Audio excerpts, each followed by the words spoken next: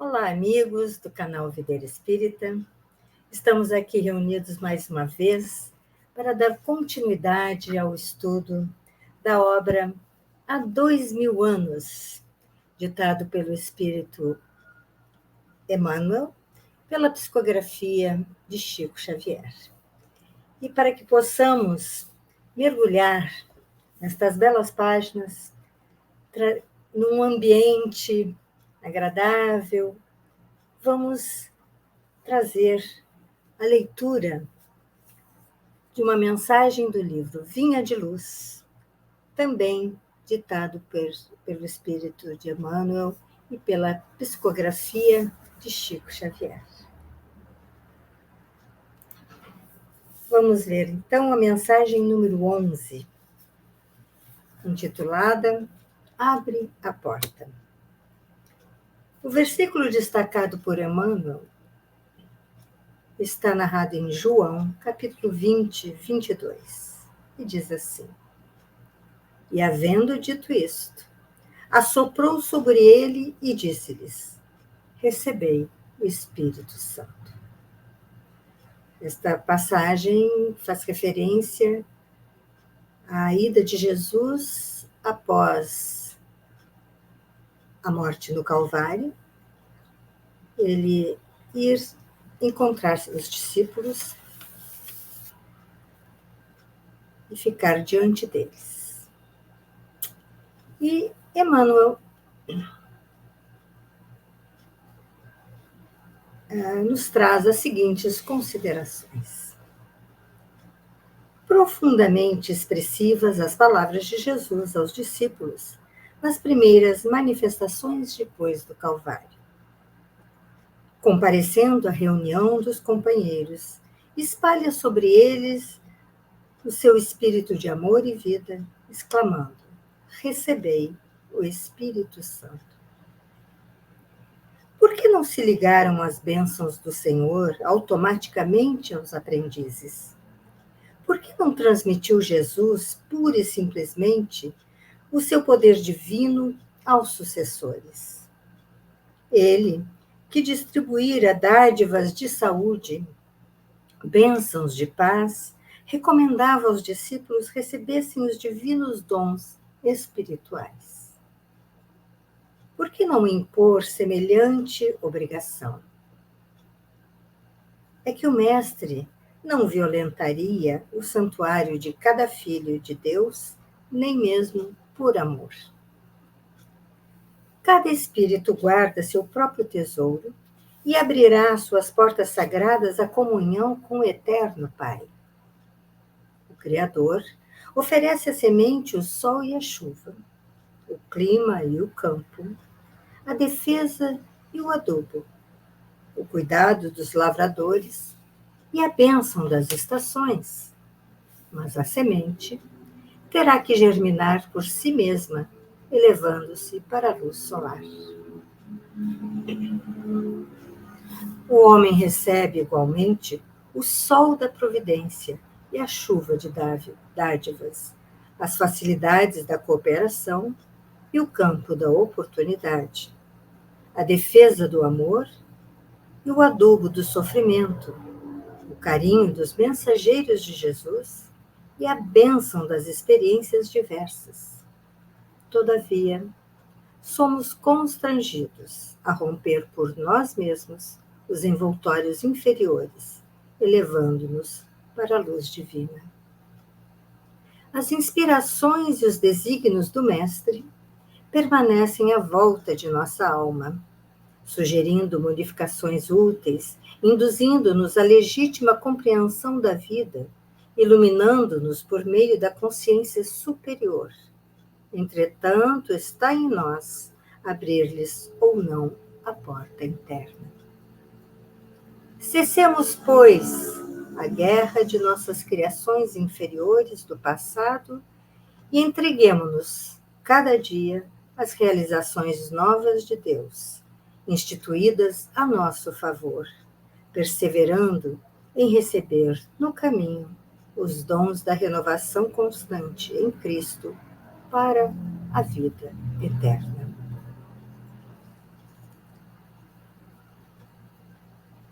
envolvidos por essa bela página de Emmanuel.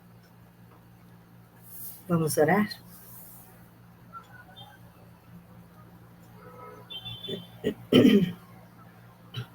Amado Mestre Jesus, estamos aqui mais uma vez, buscando o aprendizado ao nos aprofundarmos, uma vez mais, na obra Há 2000 anos. Que na noite de hoje possamos, mais uma vez, ser intuídos, ter nosso pensamento ampliado, a nossa consciência, a nossa compreensão, para que possamos aprender fielmente as lições que o estudo de hoje nos trará. Abençoe nossos lares, para que possamos ter uma belíssima noite de estudo. Que assim possa ser, graças a Deus.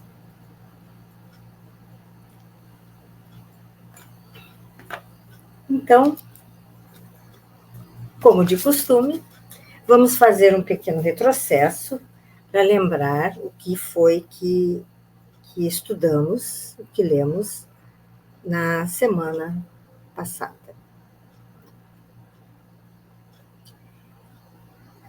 Vimos que após Lívia tentar a intervenção de Pilatos para impedir, né, a crucificação de Jesus, ela foi para casa. E em casa, da janela, ela podia ver o Gólgota, onde ela, à distância, percebeu, né, podia avistar os 3 madeiros, né, as 3 cruzes sendo levantadas. E então ela se recolheu em oração. E ali ela começa a lembrar, né, de como foi quando conheceu Jesus, quando ela foi ao Tiberíades e lá viu a barca de Simão se aproximando, trazendo Jesus para a pregação daquele dia. Ela começou a recordar daqueles momentos e então depois ainda ela num momento em que profundamente ela se dedica, se volta o seu pensamento a Jesus e vai em espírito até o Gólgota. E tem a visão dos milhares de seres que estavam juntos a Jesus naquele momento, na cruz, não é? E tem a bênção de receber ainda o olhar amoroso de Jesus, não é? Aquele olhar que ela diz, amoroso e eterno de Jesus. E enquanto ela vivia esse momento, né, em êxtase, o marido, Públio, retornou à casa e transtornado com o que viu, vamos lembrar que o que ele viu foi Lívia saindo do gabinete de Pilatos, lá no Palácio do Governo, e tendo Flávia ao seu lado, mostrando que ela estava com ele no gabinete, aquele gabinete que Pilatos tinha reservado, né, para receber mulheres. Então ele se deu por vencido e acreditou na traição de Lívia. Então ele chega em casa completamente alucinado, né, e entra de forma brusca e colérica e interrompe aquele momento de êxtase, de espiritualizado, né, que Lívia estava vivendo. Então aquilo tudo se quebra num instante, né? E ele a informa de que, acusando, né, ele a informa de que ela, a partir de então, ela seria, naquele lar, nada mais do que uma serva. E daí vimos também ele ameaçar, toda vez que ele xingava, né, que ele jogava as palavras malditas, vamos dizer assim, para cima de Lívia, ele a ameaçava de morte. Ele fez várias ameaças de morte, e que, inclusive, ele disse que não a mataria porque ela era mãe da filha dele, né? Mas ela, em momento algum, Lívia consegue compreender o motivo, né? O motivo de tanta raiva, de tanta revolta, tanta ira. Mas se surpreende quando ele insinua que Lívia pudesse ter tido a participação no rapto do próprio filho. Isso a pega de surpresa, ela não podia imaginar, né? Então, que fica bem claro que, a partir desse dia, eles viverão de aparências, né? E que ela não teria mais o amparo do marido e nem o afeto da filha, né? E, então, a partir dali, ela somente podia contar com a fé que ela dedicava ao Messias, né? E aguardava, a partir de então, o reino prometido por ele. E aí terminou o capítulo 9 e começamos o capítulo 10, que é deixa eu me lembrar o título, o Apóstolo de Samaria. E que ele começa, esse capítulo começa com Públio oferecendo uma recompensa valiosíssima a quem desse conta, né, do paradeiro do pequeno Marcos. E as servas que haviam passado, na ocasião do rapto, que haviam passado por um interrogatório muito intenso, incluindo a Icêmile, aquela que realmente participou do rapto, elas foram, então, convocadas, né, a irem para as ruas para procurar o pequeno Marcos. E Icêmile, inclusive. Só que elas vão todas para a rua para procurar pelo pequeno, mas o destino de Icêmile é a casa de André de Gioras. Lembrando, né, que eles estão ainda em Jerusalém. Então, ela vai a André de Gioras e ele, então, fica sabendo do grande valor do prêmio que Públio está oferecendo pelo pequeno Marcos e começa, então, a ficar desconfiado das intenções de Icêmile. Ele, então, imagina que ela possa querer esse dinheiro, que é muito dinheiro. E para sondar, ele até pergunta sobre Benjamim, o noivo de Icêmile, e ela diz que ele está muito bem, mas que não estão podendo casar ainda, porque ainda não puderam comprar a casa que eles querem tanto, em Betânia. Então, que no momento ainda não dá para pensar em casamento. E é o suficiente para que André de Gioras conclua que ela pode, sim, entregar toda a história, né, dizer onde está o pequeno Marcos, para ter esse dinheiro e poder se casar com o noivo Benjamim. E quando ela diz que vai embora, ele a impede de ir, diz que não, vamos comemorar, vou abrir uma garrafa de vinho, ele se ausenta, serve uma taça de vinho para ela, mas ali ele coloca um veneno que tem um efeito retardado. Ela toma, não percebe nada, vai para casa e em casa, né, na casa de Lívia e Públio, ela começa a passar mal, percebe, né, que está mal mesmo, que vai morrer, e tenta ainda, na presença de Ana, que vem acudi-la, né, tenta contar, né, e pedir perdão. Ela consegue pedir perdão pelo que fez, mas não consegue. Ela morre tentando dizer, mas não tem forças para contar o que aconteceu e leva para o túmulo o segredo, que fica, então, somente com André de Gioras, né? E após esse episódio, a família retorna para Cafarnaum. Foi uma decisão de Públio. E o senador envia o seu servo Comênio para Roma, levando informações para o amigo Flamínio. E nessas missivas, ele sugere, ele pede a Flamínio que afaste o tio dele, Sálvio, que ele seja enviado de volta para Roma, isso numa forma de manter Flávia, longe dele. Ele não quer mais a presença dela, porque é constrangedora a presença dela.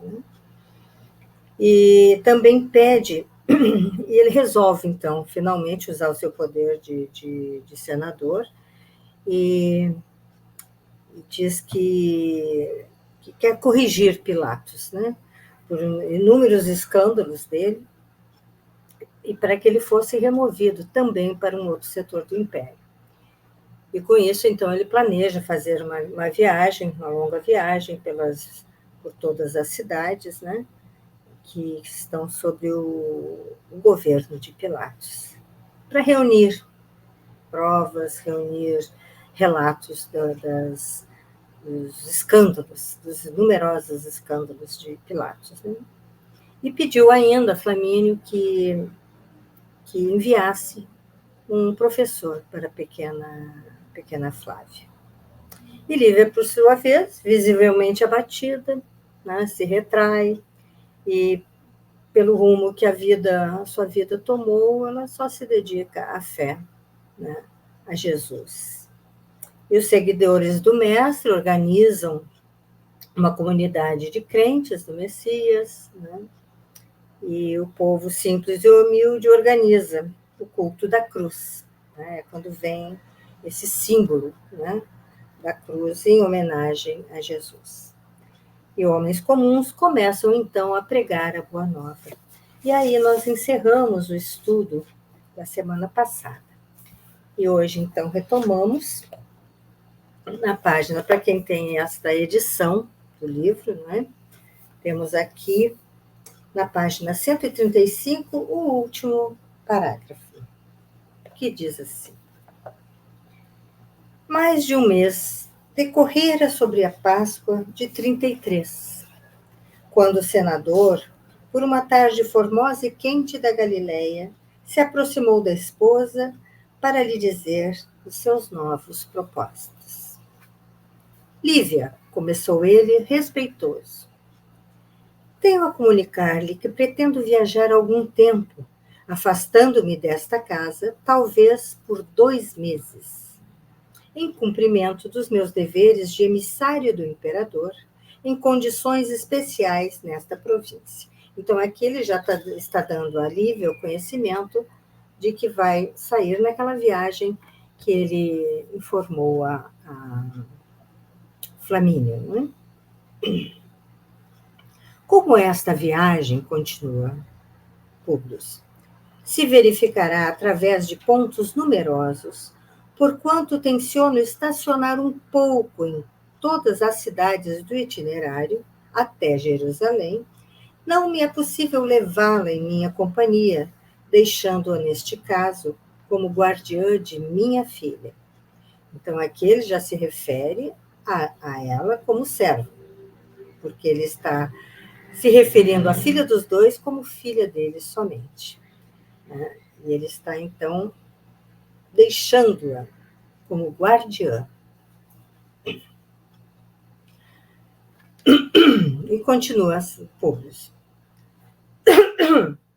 Desculpa. Como sabe, nada mais existe entre nós que lhe outorgue o direito de conhecer minhas preocupações mais íntimas. Todavia, renovo minhas palavras do dia fatal do nosso rompimento afetivo.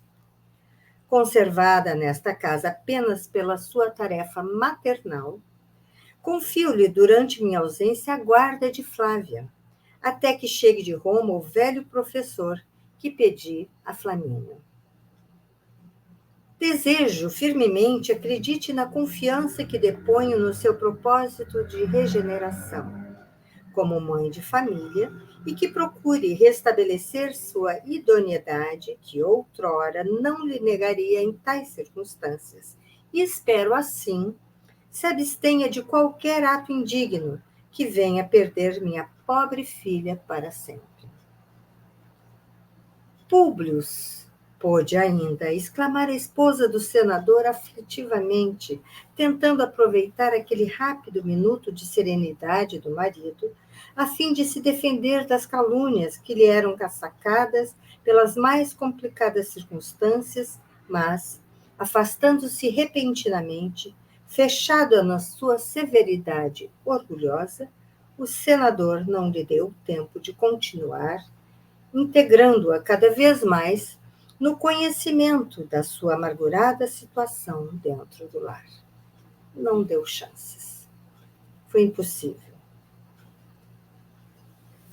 Passada uma semana, partia ele para sua viagem aventurosa.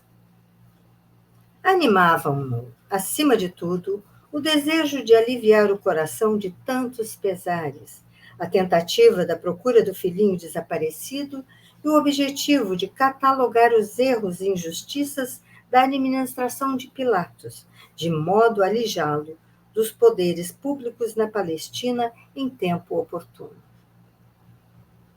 Na sua resolução, todavia, pairava um erro grave, cujas consequências dolorosas não conseguira ou não pudera prever no seu íntimo atribulado. A circunstância de deixar esposa e filha expostas aos perigos de uma região onde eram consideradas como intrusas, devia ser examinada com mais detidamente pela sua visão de homem prático. Afinal, existiam muitos perigos, né? Podemos ver, inclusive, o rapto do pequeno Marcos, né? Esse é um grande exemplo. Além disso, ele não podia contar nessa ausência com a dedicação vigilante de Comênio, em viagem com destino a Roma, onde o conduziam as determinações do patrão e leal amigo. Então, Comênio estava indo a Roma, a mando de Públio, para levar as missivas para Flamínio, seu amigo.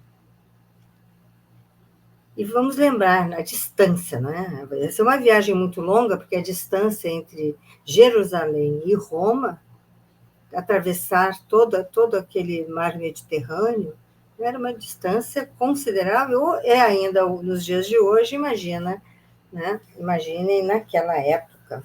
Né? Então, a ausência de Comênio iria ser longa mesmo. E todas essas preocupações, vamos continuar aqui, andavam no espírito de Lívia, dotada como mulher de sentimento mais apurado e mais justo, no plano das conjecturas e previsões. Foi assim, de alma aflita, que viu partir o marido, embora houvesse ele recomendado a numerosos servos o máximo de vigilância nos trabalhos da casa, junto aos seus familiares. Festividades solenes foram determinadas por Herodes em Tiberíades, previamente avisado pelo senador a respeito de sua visita pessoal àquela cidade, que representava a primeira etapa da sua longa excursão. Então, ele iria começar por Tiberíades. Todas as localidades de maior destaque constavam como pontos de parada da caravana, recebendo Públio em todas elas as mais expressivas homenagens das administrações e contingentes de escolta e servos inúmeros que lhe auxiliavam os serviços naquela demorada excursão através das unidades políticas de menor importância na Palestina. Devemos consignar, porém, que Sulpício Tarquínios, né, se encontrava justamente em missão junto de Antipas, Herodes Antipas, quando da festiva chegada de Públio Lentulus à grande cidade da Galileia. E Sulpício, ele se manteve à sombra para não ser visto por Públio, né? Ele não queria que Públio soubesse que ele estava ali, que sabia então,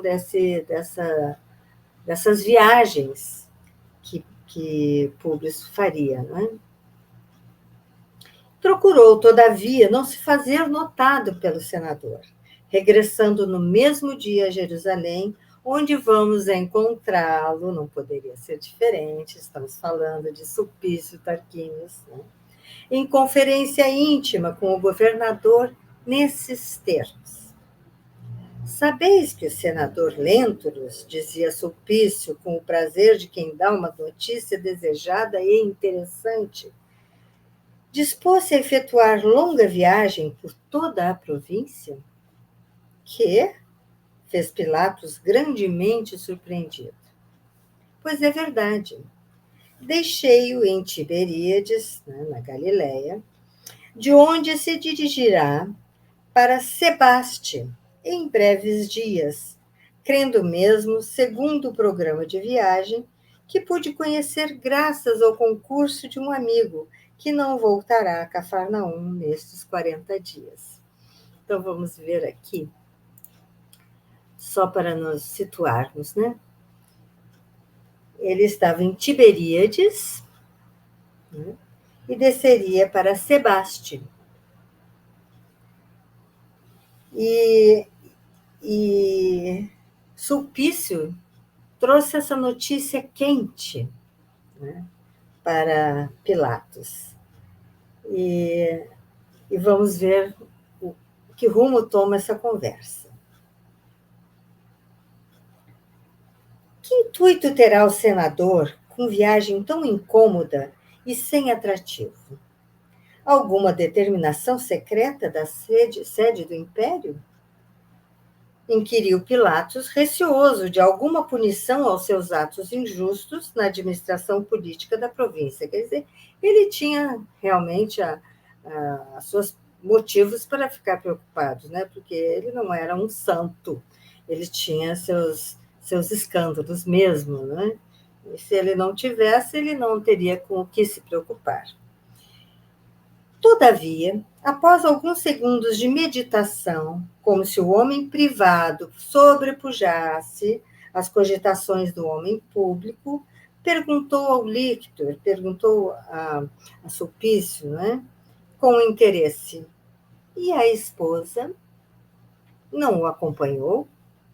Teria o senador a coragem de deixá-la só entregue às surpresas desse território onde se aninham tantos malfeitores? Ele estava já logo ele lembrou de Lívia, não é? Reconhecendo que teríeis interesse em tais informes, tornou Sulpício com fingida dedicação e satisfeita malícia, busquei inteirar-me do assunto com um amigo que segue o viajante, como elemento de sua guarda pessoal, vindo a saber que a senhora Lívia ficou em Cafarnaum, na companhia da filha, e ali aguardará o regresso do esposo. Sulpício, exclamou pensativo Pilatos, suponho não ignores minha simpatia pela adorável criatura a que nos referimos. Bem o sei, mesmo porque fui eu próprio, como deveis estar lembrado, que a introduzi no vosso gabinete particular, não há muito tempo.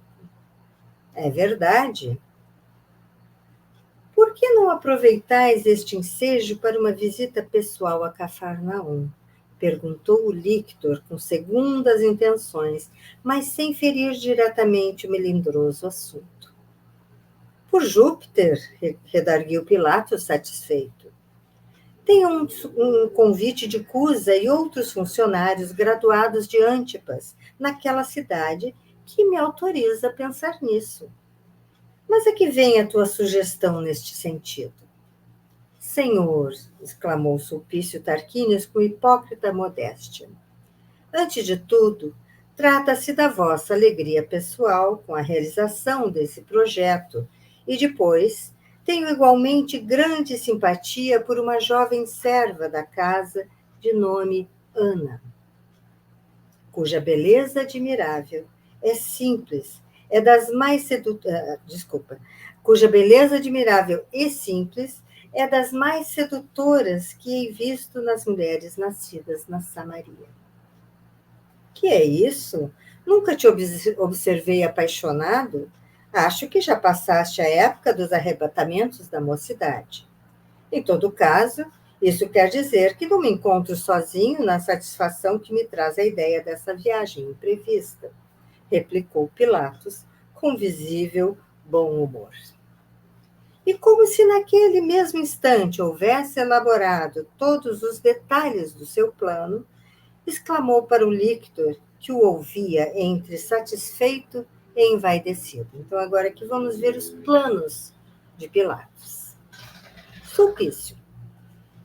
Ficarás aqui em Jerusalém apenas o tempo preciso ao teu descanso ligeiro e imediato, regressando depois de amanhã para Galiléia, onde irás diretamente a Cafarnaum avisar Cusa dos meus propósitos de visitar a cidade. E, feito isso, irás até a residência do senador Lentulus, onde avisarás sua esposa da minha decisão, em tom discreto, cientificando-a do dia previsto para a minha partida e chegada até lá.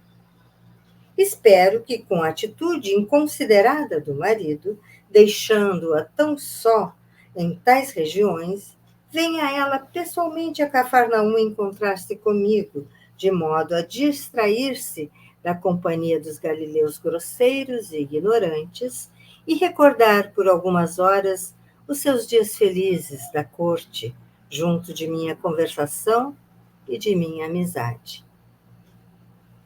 Que planos, que pensamentos. Muito bem, redarguiu o lictor, não cabendo em si de contente. Vossas ordens serão rigorosamente cumpridas. Sulpício Tarquínio saiu alegre e confortado nos seus sentimentos inferiores, antegozando o instante em que se aproximaria novamente da jovem samaritana, Ana, não é? Que despertara a cobiça dos seus sentidos materiais, cobiça que não tivera tempo de manifestar quando da sua permanência no serviço pessoal de Públio Lentulus. Cumprindo as determinações recebidas, vamos encontrá-lo daí a 4 dias em Cafarnaum, onde os avisos do governador foram recebidos com grande contentamento por parte das autoridades políticas.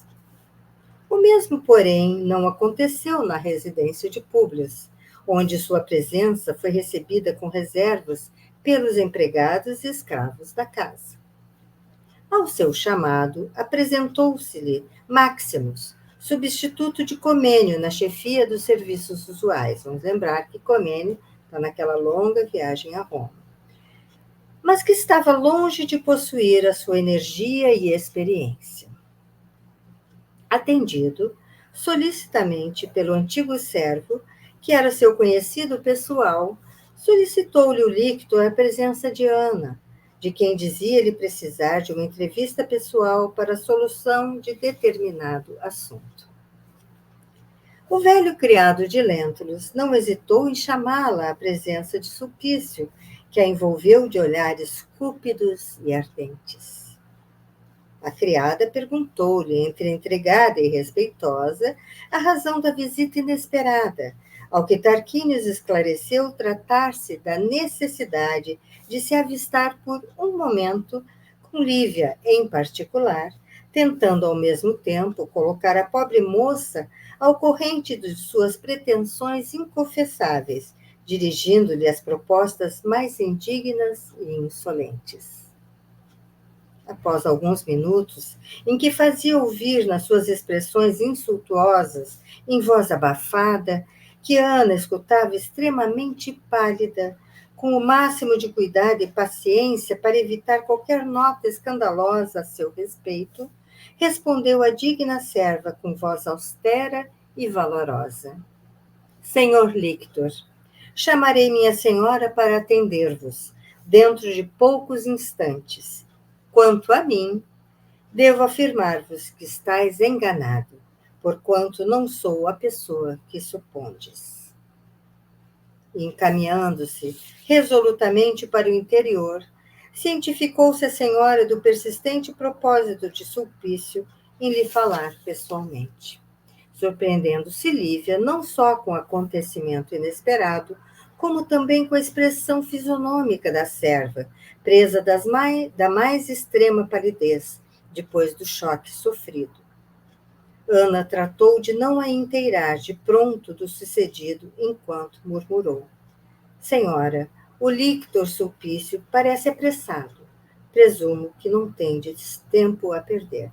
Então vamos lembrar que nem Ana contou ainda, pelo menos, a Lívia, sobre o que acabou de acontecer, sobre a investida de Sulpício, e Lívia também nunca compartilhou com ninguém as investidas de Pilatos. Vamos seguir na história. Todavia, sem se deixar empolgar pelas circunstâncias, Lívia buscou atender ao mensageiro com o máximo de sua habitual atenção. Ante a sua presença, inclinou-se o lictor com profunda reverência, dirigindo-se-lhe respeitoso no cumprimento dos deveres que o traziam. Senhora, venho da parte do senhor procurador da Judéia, que tem a honra de vos comunicar a sua vinda a Cafarnaum, nos primeiros dias da próxima semana. Os olhos de Lívia brilharam de justificada indignação, enquanto inúmeras conjecturas lhe assaltaram o espírito. Movimentando, porém, as suas energias, teve a precisa coragem para responder à altura da circunstância. Senhor lictor, agradeço a gentileza de vossas palavras, todavia, cumpre-me esclarecer que meu marido se encontra em viagem neste momento e a nossa casa a ninguém recebe na sua ausência. E com leve sinal fez-lhe sentir que era tempo de se retirar, o que Sulpício compreendeu, intimamente encolerizado. Despediu-se com reverências respeitosas. Surpreendido com aquela atitude, por quanto ao espírito do lictor, a prevaricação de Lívia representava um fato inconteste, retirou-se sumamente desapontado, mas não sem conjecturar os acontecimentos na sua depravada malícia. Foi assim que, encontrando-se com um dos soldados de guarda à residência, seu conhecido e amigo pessoal observou-lhe com fingido interesse. Otávio, antes de uma semana, talvez aqui esteja de volta e desejaria encontrar de novo nesta casa a joia rara de minha felicidade e de minhas esperanças. Que joia é essa? Perguntou curioso o interpelado. Ana, está bem, fácil é o trabalho que me pedes. Mas ouve-me bem, exclamou o lictor, pressentindo já de a presa, tudo faria para fugir-lhe das mãos. Ana costuma ausentar-se frequentemente, e caso isso se verifique, espero que a tua amizade não me falte com os informes necessários no instante oportuno. Pode contar com a minha dedicação. Acabando de ouvir o pormenor mais importante desse diálogo, voltamos ao interior, onde Lívia, de alma opressa, confia à serva amiga e devotada as conjecturas dolorosas que lhe pesavam no coração.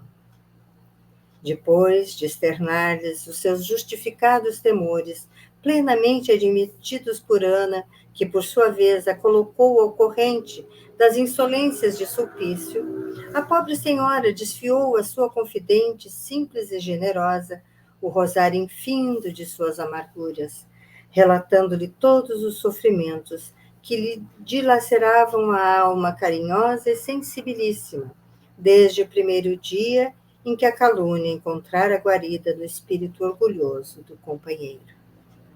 As lágrimas da serva, ante a singular narrativa, eram bem o reflexo da sua alta compreensão das angústias da senhora, perdida naqueles rincões quase selvagens, considerando-se sua educação e a nobreza de sua origem.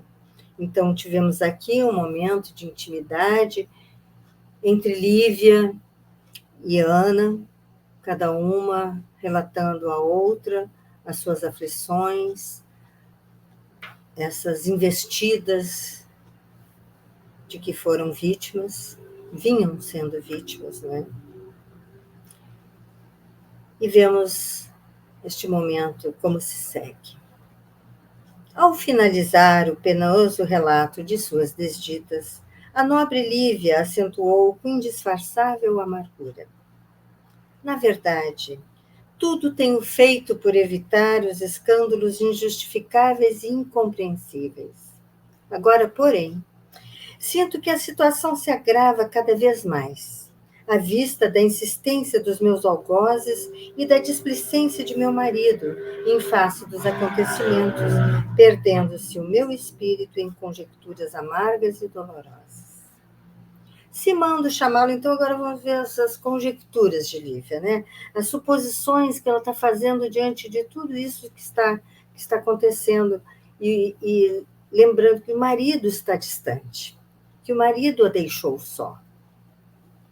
Se mando chamá-lo por um mensageiro, pondo-o ao corrente do que se passa, a fim de que nos proteja com as suas providências imediatas, talvez não compreenda a marcha dos fatos na sua intimidade, encarando os meus receios como sintoma de culpas anteriores, ou tomando os meus escrúpulos como desejo de regeneração por faltas que não cometi, em virtude de suas enérgicas reprimendas e penosas ameaças. Se não o aviso dessas ocorrências graves, do mesmo modo se produziria o escândalo, com a vinda do governador a Cafarnaum, aproveitando o ensejo da sua ausência. Tomo unicamente a Jesus por meu juiz, nesta causa dolorosa, em que as únicas testemunhas devem ser o meu coração e a minha consciência. O que mais me preocupa agora, minha boa Ana, não é tão somente a obrigação de velar por mim, que já experimentei o fel amaríssimo da desilusão e da calúnia impiedosa. É justamente por minha pobre filha, porque tenho a impressão de que aqui na Palestina os malfeitores estão nos lugares onde deveriam permanecer os homens de sentimentos puros e incorruptíveis. Como não ignoras, meu desventurado filhinho já se foi, arrebatado nesse turbilhão de perigos, talvez assassinado por mãos indiferentes e criminosas. Fala-me o coração maternal que o meu desgraçado Marcos ainda vive, mas onde e como? Debalde temos procurado sabê-lo em todos os recantos, sem o mais leve sinal da sua presença ou passagem. Agora, manda a consciência que resguarde a filhinha contra ciladas tenebrosas. Senhora, exclamou a serva com fulgor estranho no olhar, como se houvera encontrado uma solução repentina e apreciável para o assunto. O que disseste revela o máximo bom senso e prudência. Também eu participo dos vossos temores e suponho que deveremos fazer tudo para salvar a menina e a vós mesma das garras destes lobos assassinos. Por que não nos refugiamos logo em algum local de nossa inteira confiança, até que os malditos abandonem estas paragens? Mas considero que seria inútil procurarmos abrigo em Cafarnaum em tais circunstâncias, disse Lívia, não é? Iríamos a outra parte. Aonde? Indagou Lívia com ansiedade. Tenho um projeto, disse Ana, esperançosa.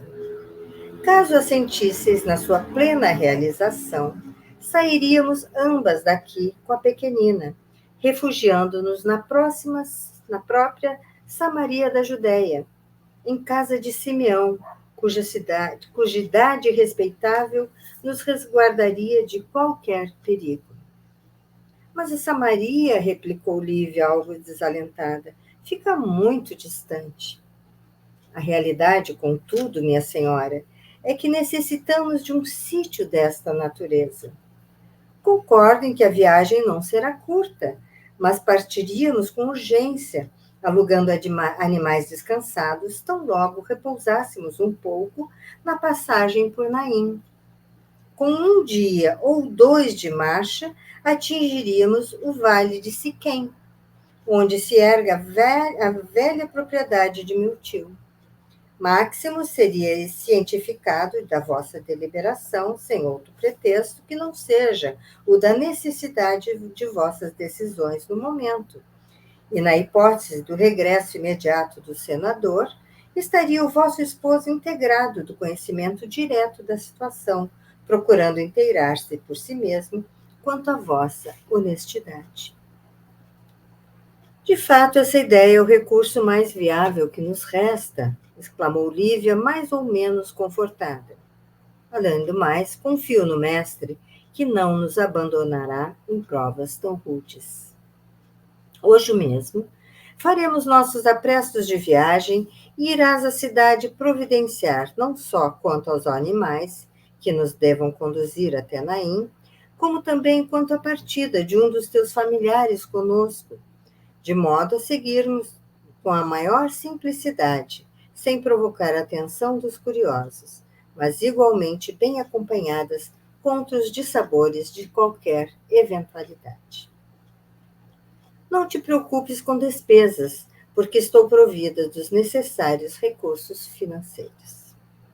Assim foi feito. Na véspera da partida, Lívia chamou o servo que então desempenhava-se funções do mordomo da casa, esclarecendo-o destes termos. Máximos, motivos imperiosos me levam amanhã a Samaria da Judéia, onde me demorarei alguns dias junto de minha filha. Levarei Ana em minha companhia e espero do teu esforço a mesma dedicação de sempre aos teus senhores. O interpelado fez uma reverência como quem se surpreendesse com semelhante atitude da patroa, pouco afeita aos ambientes exteriores do lar, mas entendendo que não lhe assistia o direito de analisar as suas decisões, aventou respeitoso. Senhora, espero designei os servos que deverão acompanhar-vos. Não, Máximos. Não quero as solenidades de costume nas excursões dessa natureza. Irei com pessoas amigas de Cafarnaum e pretendo viajar com muita simplicidade. Interessa-me avisar-te dos meus propósitos, tão somente pela necessidade de redobrar os serviços de vigilância na minha ausência. E considerando a possibilidade do regresso inopinado do teu amo, a quem cientificarás da minha resolução, nos termos em que me estou exprimindo. E enquanto o criado se inclinava respeitoso, Lívia regressava aos aposentos, solucionando todos os problemas relativos à sua tranquilidade. No dia imediato, antes da aurora, saía de Cafarnaum uma caravana humilde. Compunham-na Lívia, a filhinha, Ana e um dos velhos e respeitáveis familiares que se dirigiam pela estrada que contornava o grande lago, quase em caprichoso semicírculo, acompanhando o curso das águas do Jordão, e desceram sussurrantes e tranquilas para o Mar Morto. Numa breve parada em Naim, trocaram-se os animais, seguindo os viajantes o mesmo roteiro em direção ao vale de Siquém, onde, à tardinha, apearam à frente da casa empedrada de Simeão, que recebeu os hóspedes chorando de alegria. O ancião de Samaria parecia tocado de uma graça divina, tal o movimento notável que se desenvolvera em toda a região, não obstante a sua idade avançada, espalhando os consoladores ensinamentos do profeta de Nazaré. Entre oliveiras umbrosas e frondejantes, ergueram uma grande cruz pesada e tosca, colocando nas suas proximidades grande mesa rústica, em torno da qual se assentavam os crentes, em pobres bancos improvisados, para lhe ouvirem a palavra amiga e confortadora. 5 dias venturosos decorreram ali para as duas mulheres que se encontravam à vontade naquele ambiente simples.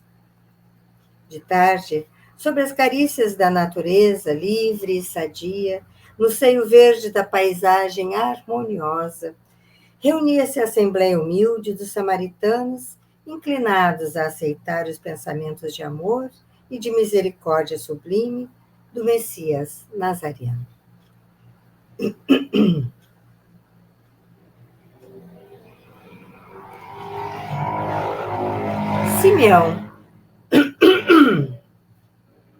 Simeão, que ali vivia sem a companheira que Deus já havia levado, e sem os filhos, que por sua vez já haviam constituído família em aldeias distantes, assumia a direção de todos, como patriarca venerável, na sua calma senectude, na sua calma velhice, relatando os fatos da vida de Jesus, como se a inspiração divina o bafejasse em tais instantes, tal a profunda beleza filosófica dos comentários e das preces improvisadas com a amorosa sinceridade do seu coração. Quase todos os presentes naquela mesma poesia simples da natureza, como se estivessem ainda bebendo as palavras do mestre junto do Gerezim. Gerezim, um monte sagrado para os samaritanos. Vamos ver aqui uma gravura, né, mostrando o monte. Então, retomando a frase, quase todos os presentes, naquela mesma poesia simples da natureza, como se estivessem ainda bebendo as palavras do mestre junto do Gerezim, choravam de comoção e deslumbramento espiritual, tocados pela sua profunda e carinhosa, magnetizados pela formosura das suas evocações saturadas de ensinamentos raros, de caridade e de meiguice.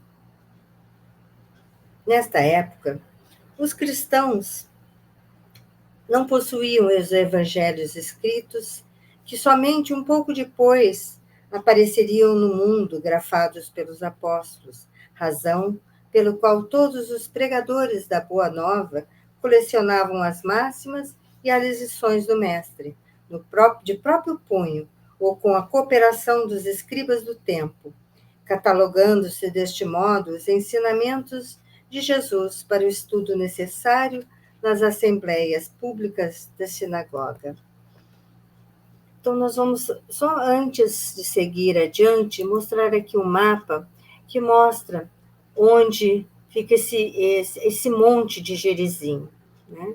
E aqui Sicar é próximo, justo onde temos o poço de Jacó, né? Daquela passagem de Jesus com a mulher samaritana. Mas só para que a gente possa se situar, né, na distância, né, que viemos lá de Cafarnaum, lá de cima no mar da Galileia, desceram até encontrar a Samaria e até o monte Gerizim. Simeão, que não possuía uma sinagoga, seguia, porém, o mesmo método. Vamos sair aqui, né?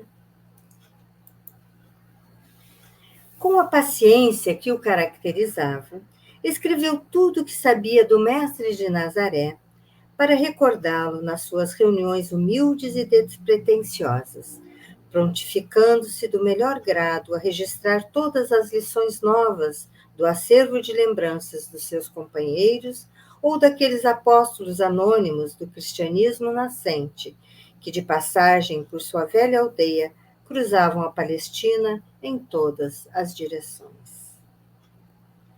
Fazia 6 dias que as hóspedes se retemperavam naquele ambiente caricioso, quando o respeitável ancião, naquela tarde, em suas costumeiras evocações do Messias, se afigurava tocado de influências espirituais das mais excelsas. As derradeiras meias tintas do crepúsculo entornavam na paisagem um tom de esmeraldas e topázios, eterizados sobre um céu azul indefinível.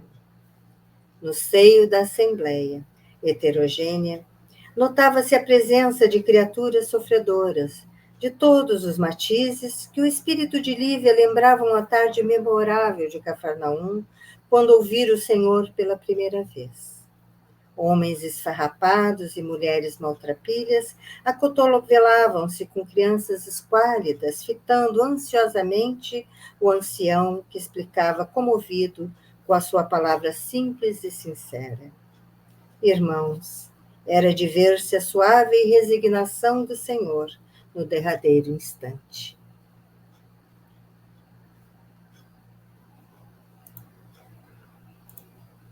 Olhar fixo no céu, como se já estivesse gozando a contemplação das beatitudes celestes no reino de nosso Pai, vi que o Mestre perdoava caridosamente todas as injúrias. Apenas um de seus discípulos mais queridos se conservava ao pé da cruz, amparando a sua mãe no angustioso transe. Né? Temos ali a gravura mostrando João amparando Maria. Dos seus habituais seguidores, poucos estavam presentes na hora dolorosa. Certamente porque nós, os que tanto o amávamos, não podíamos externar nossos sentimentos diante da turba enfurecida, sem graves perigos para nossa segurança pessoal. Não obstante, desejaríamos todos experimentar os mesmos padecimentos. De vez em quando, um ou outro mais atrevido de seus verdugos se aproximava do corpo chagado no martírio, dilacerando-lhe o peito com a ponta das lanças impiedosas. Então vemos ali o centurião romano, Longínquos. Uma vez por outra, o generoso ancião limpava o suor da fronte para continuar com os olhos úmidos. Notei, em dado instante, que Jesus desviara os olhos calmos e lúcidos do firmamento, contemplando a multidão amotinada em criminosa fúria. Alguns soldados ébrios açoitaram-no mais uma vez, sem que do seu peito opresso, na angústia da agonia, escapasse um único gemido. Seus olhos suaves e misericordiosos se espraiaram, então, do monte do sacrifício para o casaril da cidade maldita. Quando o vi olhando ansiosamente com a ternura carinhosa de um pai, para quantos o insultavam nos suplícios extremos da morte, chorei de vergonha pelas nossas impiedades e fraquezas. A massa movimentava-se então em altercações numerosas. Gritos ensurdecedores e impropérios revoltantes o cercavam na cruz, em que se lhe notava o copioso suor do instante supremo. Mas o Messias, como se visualizasse profundamente os segredos dos destinos humanos, lendo no livro do futuro, fitou de novo às alturas, exclamando com infinita bondade: perdoa-lhes, meu Pai, porque não sabem o que fazem. Então, encerramos aqui com esta frase amorosa de Jesus, o estudo de hoje. Deixando, então,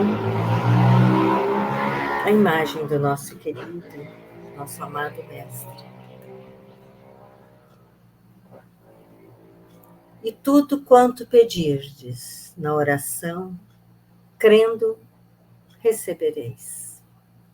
Isso está em Mateus, capítulo 21, versículo 22. Vamos orar?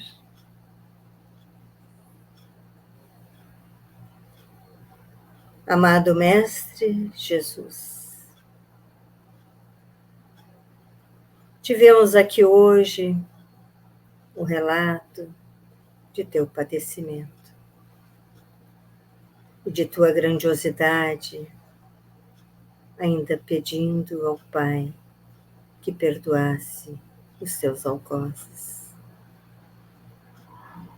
E é este amor, enfim, imenso, que tens por nós, que te pedimos, nos cubra na noite de hoje. Nos abençoe com este amor que ainda não sabemos experimentar. Sê conosco, Senhor, nesses dias que temos pela frente. Abençoe nossos lares. Esteja sempre próximo de nós, iluminando o caminho que temos a seguir. Te agradecemos, Senhor, pelo teu sacrifício. Que assim possa ser. Graças a Deus.